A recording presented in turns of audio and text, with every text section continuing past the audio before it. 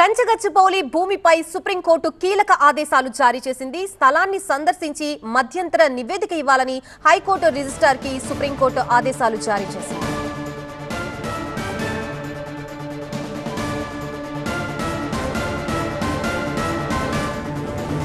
కంచగచ్చిబౌలి భూమిపై సుప్రీంకోర్టు కీలక ఆదేశాలు జారీ చేసింది. స్థలాన్ని సందర్శించి మధ్యంతర నివేదిక ఇవ్వాలని హైకోర్టు రిజిస్ట్రార్కి సుప్రీంకోర్టు ఆదేశాలు జారీ చేసింది.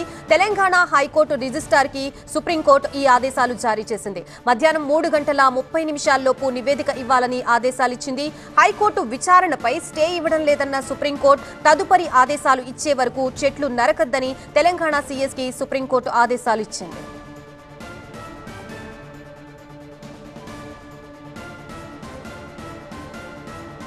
ఇదే అంశానికి సంబంధించి మనకి పూర్తి అప్డేట్స్ ఇవ్వడానికి మా ప్రతినిధి విజయ్ సిద్ధంగా ఉన్నారు. విజయ్, చెప్పండి, మొత్తంగా సుప్రీంకోర్టు ఆదేశాలు జారీ చేసినట్లుగా తెలుస్తోంది హెచ్సియు భూమికి సంబంధించి. దీనికి సంబంధించి పూర్తి అప్డేట్స్ ఏంటి?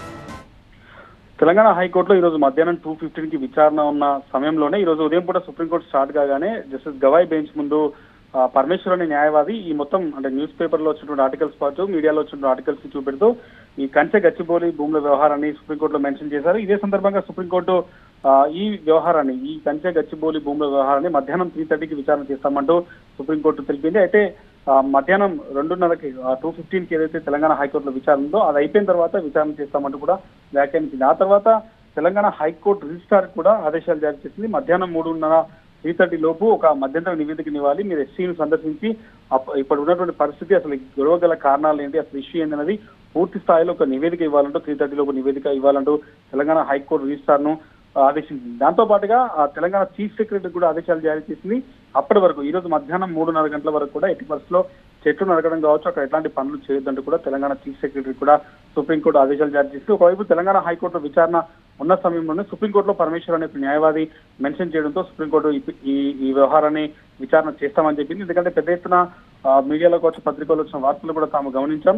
ఈ మొత్తం వ్యవహారం పైన ఒక 3:30 లోపు ఒక నివేదిక హైకోర్టు రిజిస్ట్రార్ ఇస్తే దాని ద్వారా నెక్స్ట్ 3:30 తర్వాత ఇప్పటికే తెలంగాణ హైకోర్టులో కూడా మధ్యాహ్నం 2:15 విచారణ ఉంది కాబట్టి ఆ కోర్టు విచారణ జరిగిన తర్వాత అసలు విషయాన్ని సుప్రీంకోర్టులో విచారణ జరగనుంది. కంచగచ్చిబౌలి వ్యవహారం చివరకు సుప్రీంకోర్టుకు చేరింది. మధ్యాహ్నం తెలంగాణ హైకోర్టు విచారణ కంప్లీట్ అయిపోయిన తర్వాత సుప్రీంకోర్టులో విచారణ జరగనుంది.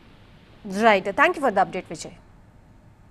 కంచగచ్చిబౌలి భూముల వ్యవహారం సుప్రీంకోర్టుకి చేరింది. అత్యవసరంగా విచారణ చేపట్టాలని పిటిషనర్ తరపు న్యాయవాదులు కోరారు.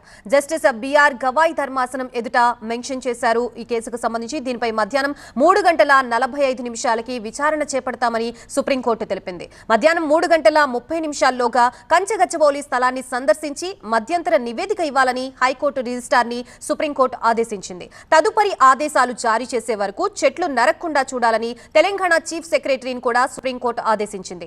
అటు ఈ వివాదంపై తెలంగాణ హైకోర్టులో విచారణ జరుగుతోందని సుప్రీంకోర్టుకి తెలిపిన తెలంగాణ రాష్ట్ర ప్రభుత్వం తరపున సీనియర్ న్యాయవాది అభిషేక్ మను సింఘ్వి వాదనలు వినిపించారు. ఈ నేపథ్యంలో హైకోర్టులో జరిగే విచారణపై తాము ఎలాంటి స్టే ఇవ్వడం లేదని స్పష్టం చేసింది సుప్రీంకోర్టు.